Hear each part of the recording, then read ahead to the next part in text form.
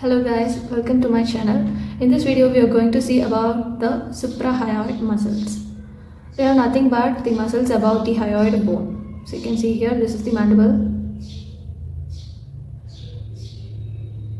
and here you can see the hyoid bone. So the muscles above the hyoid bone are called suprahyoid muscles. I mean that those muscles that are attached to the hyoid bone which lie above the hyoid bone, they are called the suprahyoid muscles. So now the first muscle we are going to see is the digastric muscle. You can see here the posterior part of the digastric muscle, and here lies the anterior part of the digastric muscle. So first of all, let us see about the posterior part of the posterior belly of the digastric muscle.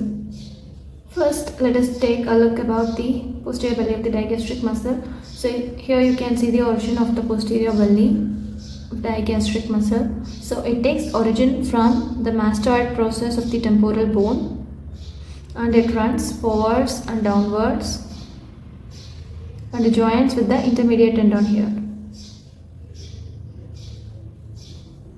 which then continues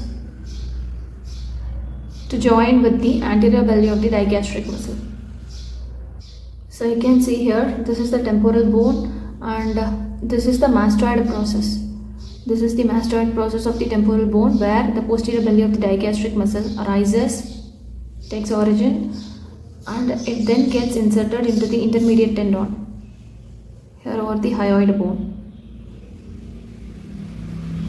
So another important thing about the posterior belly of the digastric muscle is it imperforates the stylohyoid muscle. So you can see here the stylohyoid muscle. Of course, it also falls under the suprahyoid group of muscles. So it imperforates the tendon of the stylohyoid muscle, so that the stylohyoid muscle splits into two in its tendon portion and then gets inserted. Coming to the nerve supply, the posterior belly of the digastric muscle is supplied by the facial nerve. Coming to the anterior belly of the digastric muscle, so it arises from the digastric fossa of the mandible.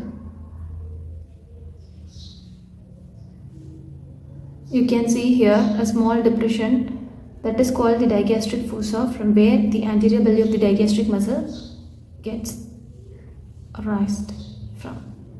You can obviously note that the anterior belly runs downwards and backwards, and it also ends up in the intermediate tendon. So the tendon of posterior belly of the digastric muscle and the anterior belly of the digastric muscle, each one of them meet at the intermediate tendon. Now coming to the nerve supply of the anterior belly of the digastric muscle, it is supplied by the nerve to mylohyoid. You can see here the anterior belly of the digastric muscle is in close proximation with the mylohyoid muscle. So it is supplied by the nerve to mylohyoid muscle. So another important thing, the easy way to remember the nerve supply is the posterior belly of the digastric is in close relation with the stylohyoid muscle. So the both are supplied by the facial nerve, and the anterior belly of the digastric as well as the mylohyoid, both are supplied by the nerve to mylohyoid muscle. Coming to the action of the digastric muscle.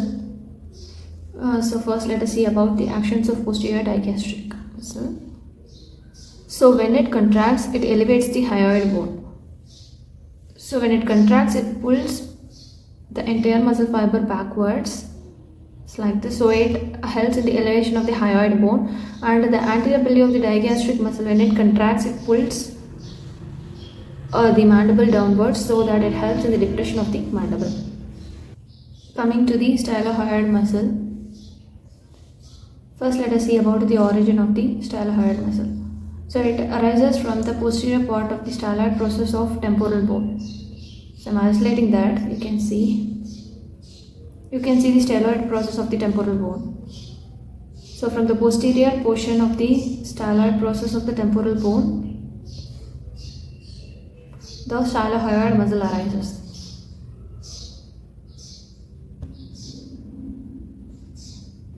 Here you can see the styloid process, so from where the stylohyoid muscle arises. As I already said, it is perforated by the posterior belly of the digastric muscle. Here you can see that this is the stylohyoid muscle. So this is the posterior belly of the digastric muscle. So here you can see the tendon of the stylohyoid muscle is perforated by the tendon of the posterior belly of the digastric muscle.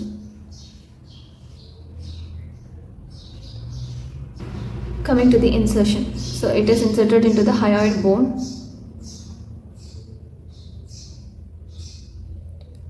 So this is the body of the hyoid bone and this is the greater carnivore. This is the junction between the body and the greater carnivore of the hyoid bone.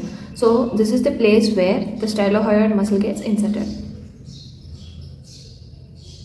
You can see here, you can easily notice that. So it gets inserted between the junction of the body of the hyoid and the greater carnivore of the hyoid bone. Then the nerve supplied to the stylohyoid is by the facial nerve. Now coming to the action of the stylohyoid muscle. So when it contracts, it pulls the hyoid bone upwards and backwards and thereby elongating the floor of the mouth. So when it contracts, it pulls the hyoid bone upwards. So these two are the muscles of first muscular pulling.